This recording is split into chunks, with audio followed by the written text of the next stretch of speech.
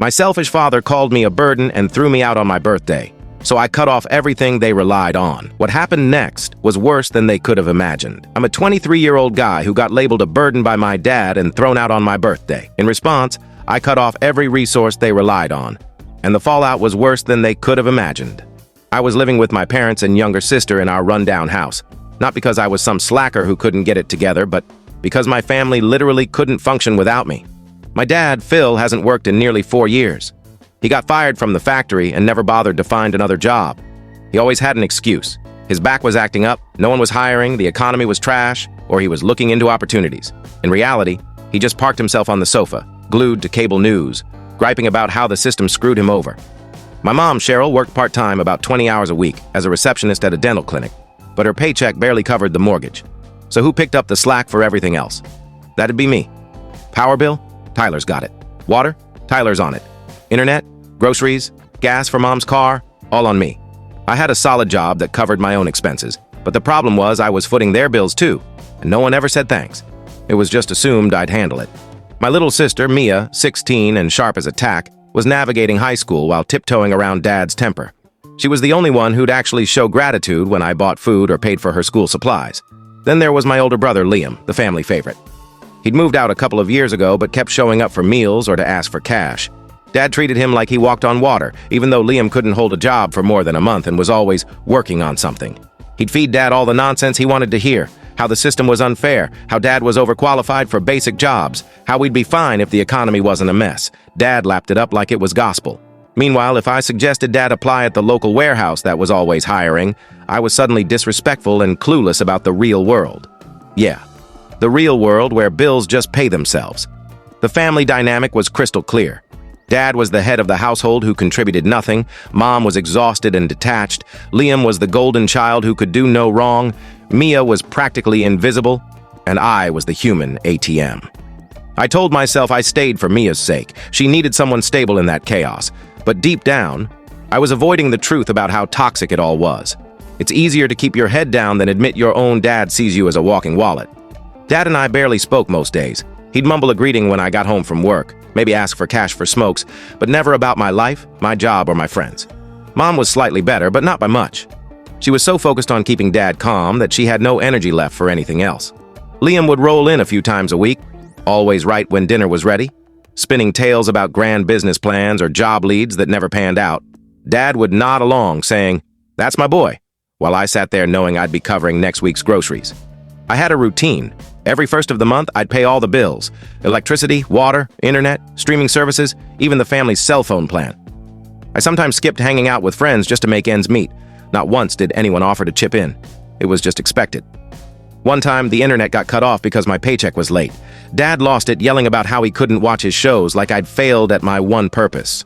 I ended up dipping into my emergency savings to pay it that day just to get him to stop. Mia would sometimes hang out in my room to escape the tension. We'd play games or watch movies on my laptop, and she'd talk about school or her friends, normal stuff. Those moments were the only bright spots in that house. Every time I thought about moving out, some crisis would pop up. Mom needed surgery, the heater broke, Mia needed braces. I fell for it every time. My friends couldn't understand why I stayed. My buddy Chris kept saying, "They're using you, man. They're taking advantage." I'd get defensive, say they were family. What was I supposed to do? Let them lose the house? Truth is, I was scared. Scared of what would happen to Mia if I left. Scared of the guilt trips. Scared of being the villain. So I stayed, paid the bills, and tried to ignore the growing resentment I felt every time I saw Dad lounging while I dragged myself home after a long shift. I clung to this fantasy that one day they'd see how much I did. That Dad would get a job, Mom would say thanks, and things would change. Naive, I know, but it's what kept me going. Sometimes I'd browse apartments online, daydreaming about my own place, but I'd always close the tab before anyone noticed. It felt like betraying them somehow, like I wasn't allowed to want my own life. That's how it went for 3 years. Me working and paying for everything, Dad doing nothing, Mom enabling him, Liam mooching, and Mia just trying to survive. But lately something felt wrong. Liam was around more, whispering with Dad in the living room like I wouldn't notice. Mom would stop talking the second I entered the kitchen, like I'd walked in on a secret meeting about me. The vibe was heavy, like I was the punchline to a joke I didn't get, but I brushed it off. What else could I do? That was my family. A dysfunctional mess that somehow functioned. Until my 23rd birthday. It was a Friday. and I wasn't expecting much. Maybe a store-bought cake if I was lucky. But what I got instead turned my whole world upside down. I came home from work, and everyone was at the dining table. Mom had made lasagna, my favorite. Dad was wearing a clean shirt for once, not his usual stained tee. Mia had made me a heartfelt card. Even Liam was there, which was odd since he only showed up when he needed something. "Happy birthday, man," Liam said with a weird grin that should have tipped me off. We sat down to eat, and Dad was unusually talkative, asking about my job, if I was getting a raise, how much I'd saved, like he'd ever cared before. The whole thing felt staged, like we were in some awkward family movie. Dad laughed too loudly at Liam's dumb jokes. Mom acted like everything was fine, and Liam's smile was too forced. It didn't feel like a celebration. It felt like a setup. Halfway through dinner, Dad put down his fork, looked me dead in the eyes, and said, "Tyler, you're a burden, and you can't stay here anymore." I swear I thought I misheard him, like it was a bad joke, but his face was stone-cold serious. I stopped eating and just stared. Mom let out an awkward chuckle. Mia's fork clattered onto her plate. Liam was barely hiding a smirk. "What?" I finally said. "You heard me," Dad said, all authoritative. "You've overstayed your welcome. You need to move out." I looked around. Mom was staring at her plate, avoiding my gaze. Mia looked shocked. Liam's grin was growing. "Are you kidding me?" I said. "I pay for everything, electricity, water, internet, groceries." Dad waved me off. "We'll manage. Liam's moving back in. He's got some business deals lined up." And there it was. Liam had convinced Dad to boot me out so he could take my place, probably promising to handle things. What a laugh. The guy who couldn't last a month at a fast food joint was going to support the family. "Yeah, little bro," Liam said, smirking openly now. "Time to get your own place. I've got this." Sure he did. Mom finally spoke. "Maybe we should discuss this later." "No," Dad cut in. "This is my house. I set the rules, and he's out." I looked at Mia. She looked like she might cry, probably wondering if she was next. I took a deep breath. I wasn't going to beg or fight. If they wanted me gone, fine. But they were about to learn what they were losing. "All right," I said calmly. Dad sat up straighter, like he'd won. Liam's smirk widened. Mom still wouldn't look at me. I stood, took my plate to the sink, and went upstairs without another word. As I left, I heard Liam say, "See? Told you he'd be fine with it. He's been wanting to move out anyway. Fine with it?"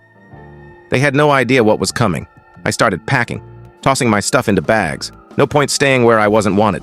And if they thought they could kick me out and still live off my money, they were in for a rude awakening. As I packed, I heard them downstairs. Dad and Liam laughing. Mom's voice quieter, worried. I caught bits of conversation. "But how will we pay for—" "And what about the bills?" Followed by Dad's confident, "Liam's got contacts." Sure, Liam's contacts were as real as his business deals.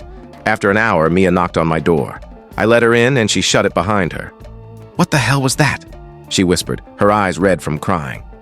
"That was me getting kicked out on my birthday," I said, stuffing clothes into a duffel. "But that's crazy," she said. "You pay for everything. They can't afford anything without you." "Not my problem anymore," I said, zipping my bag. "Where will you go?" she asked, worried. "I've got savings. I'll find a place, maybe crash with Chris for a few days." She hesitated. "Tyler, can I—" She stopped. I knew what she wanted to ask. "They won't let you come with me, not until you're 18, I said. She nodded sadly. "This is so messed up. Liam set this up. He's been talking to Dad all week, saying you don't respect him, that you act like you run the place because you pay the bills." It added up. Liam was always jealous of my steady job while he flopped at everything. And Dad's ego couldn't handle his younger son being the responsible one. "Listen," I told her. "I'll still check on you. We can text, and when you're 18, if you need a place, you've got me." She nodded and hugged me. "Happy birthday, by the way. Sorry it's like this." After she left, I kept packing, mentally listing every bill I needed to cut my name from. By morning, they'd see exactly what they'd lost. I waited until the house was quiet, everyone asleep, thinking I'd leave tomorrow. Instead, I loaded my bags into my car at 1 a.m. Before pulling out, I opened my banking app and removed my name from every bill I'd been paying. Electricity, water, internet, streaming services, even the family cell phone plan. I wiped out every trace of support they'd been mooching off for years. I crashed at Chris's place while I hunted for an apartment. His couch was uncomfortable, his roommate was loud, and his dog kept trying to sleep on me. But it beat staying where I wasn't wanted. "I can't believe they kicked you out," Chris said when I showed up with my bags. "That's harsh." "Yeah, wait till they try to flip a light switch next week," I said. Chris let me use his laptop to look for apartments. I found a few affordable ones now that I wasn't covering everyone else's bills and set up viewings for the weekend. For the first time in years, I was thinking about what I needed. It felt strange, but freeing. I took Monday off work to check out apartments and found a small one-bedroom near my job. I signed the lease that day, paid the deposit, and arranged to move in by the weekend. Things were coming together. 3 days after I left, my phone started blowing up. 8 missed calls from Mom, 5 from Liam, none from Dad, naturally. His ego wouldn't allow it. Mia texted, "The power just got cut off." I grinned. That was quicker than I expected. The electric company must have been waiting for that payment. Another text from Mia. "Dad's freaking out. Says you messed with the house somehow." I could picture it. Dad stomping around in the dark, ranting about how I'd sabotaged the electricity. Liam realizing his plan to replace me wasn't so simple. Mom probably panicking about no TV or phone chargers. Then Mom called again. I picked up. "Tyler, something's wrong with the house," she said before I could speak. "The power's out, the internet's gone, and the water company just called about a past due bill." "You didn't pay the bills," I said calmly. A pause. "What bills?" I almost laughed. "The electricity, water, internet, the ones I've been paying for 3 years." "But those are automatic," she stammered. "They were when my bank account was linked. Not anymore." Silence. Then Dad's voice in the background. "What's he saying?" "Give me the phone." "No," Mom said to him, then to me. "Tyler, please, we didn't think." "That's right. You didn't think. Dad calls me a burden, kicks me out on my birthday, and you all let it happen. Now you're shocked there's consequences." "We didn't mean." "I don't care what you meant. Figure it out." I hung up. My phone kept ringing. I ignored it. Texts poured in. "Mom, please call back. We need to talk." Liam, "Real classy, bro. Turn the power back on." Mom, "Your dad didn't mean it. He was just upset." Liam, "Stop being a jerk and fix this. I blocked their numbers." Mia's was the only one I kept open. She texted that night. "It's a mess here. Dad and Liam are losing it. Mom's crying. They don't know what to do." I felt a twinge for Mia, stuck in that chaos, but they'd done this to themselves. The next day, I got a fraud alert from my bank.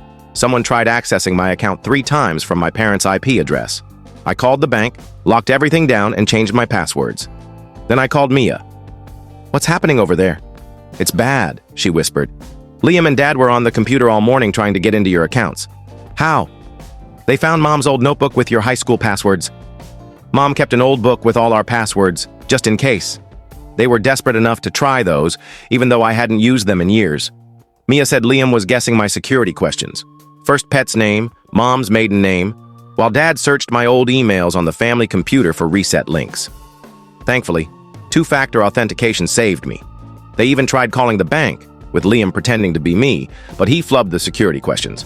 I could just imagine him fumbling, begging for emergency access. The bank wasn't fooled.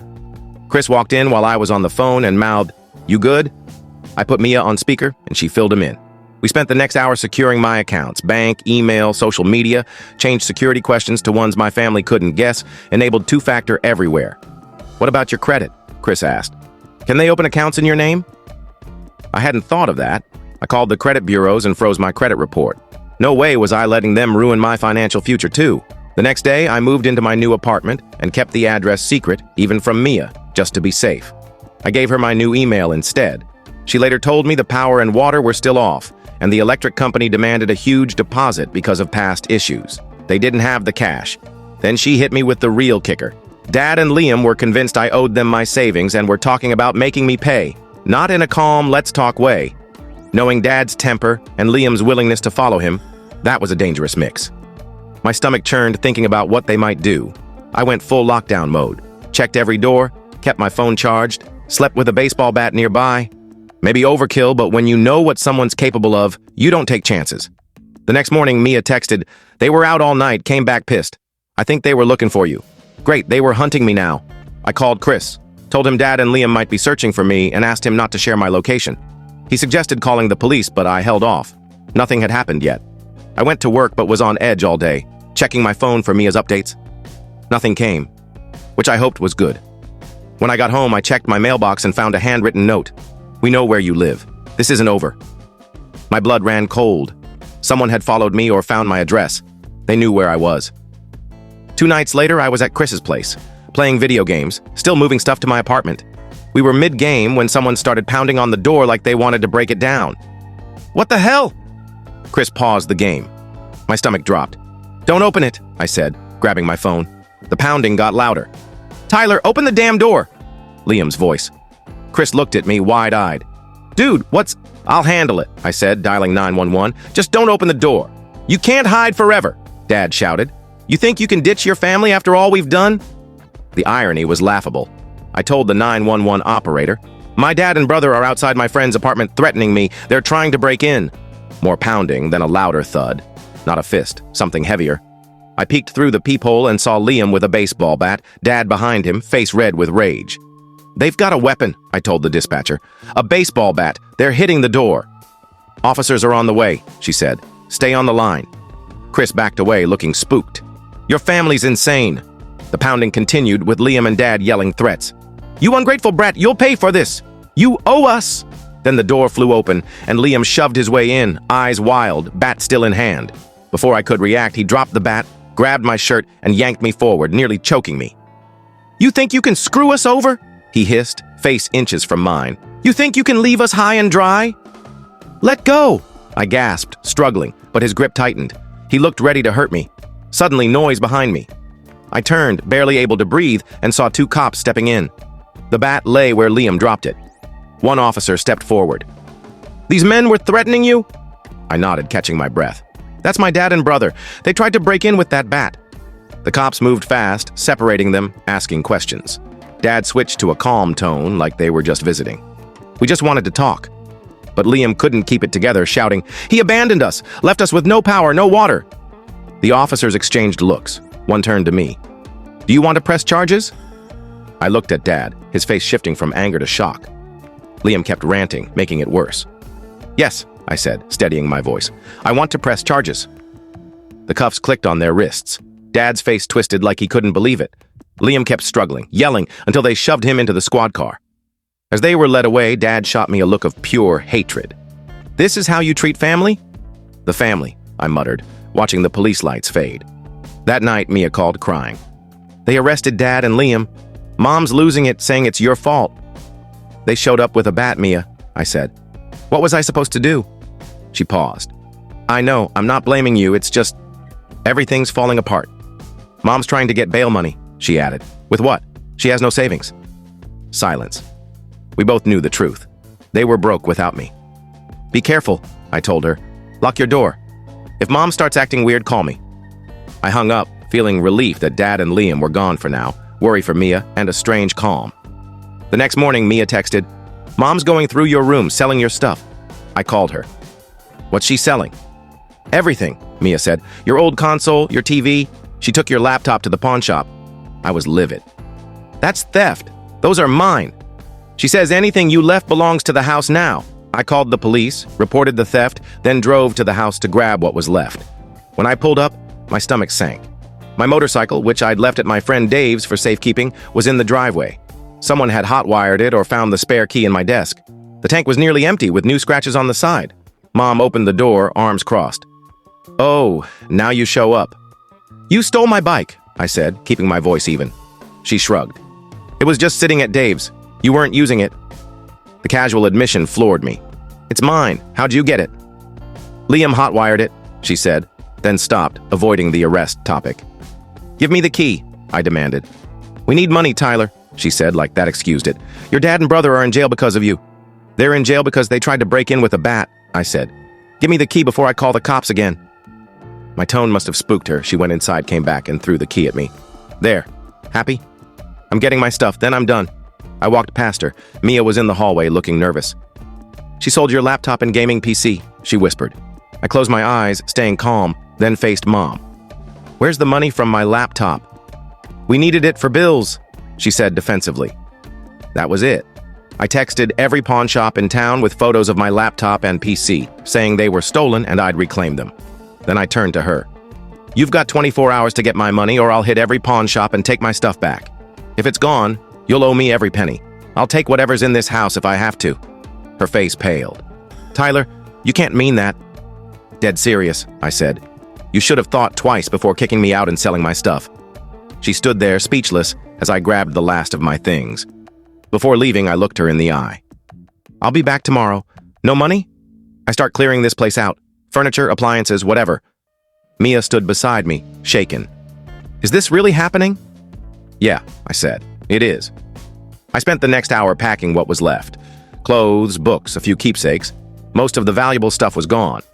As I loaded my car, my phone buzzed. A text from an unknown number. "You're done." Had to be Liam. Someone bailed him out. I showed Mia. Her eyes widened. "Tyler, you need to go." "Let me finish," I said. We loaded the last box. I hugged Mia. "2 more years and you're out too. Call if you need me." She nodded. "I know. I'll be okay." As I pulled out, I saw headlights, Dad's truck, Liam driving. They'd both made bail somehow. I didn't wait to see what they wanted. I sped off, watching in my rear view as Liam jumped out, yelling something I couldn't hear. My heart raced as I drove to my apartment. I called the police, reported the threatening text and that my dad and brother, fresh off arrest, were tailing me.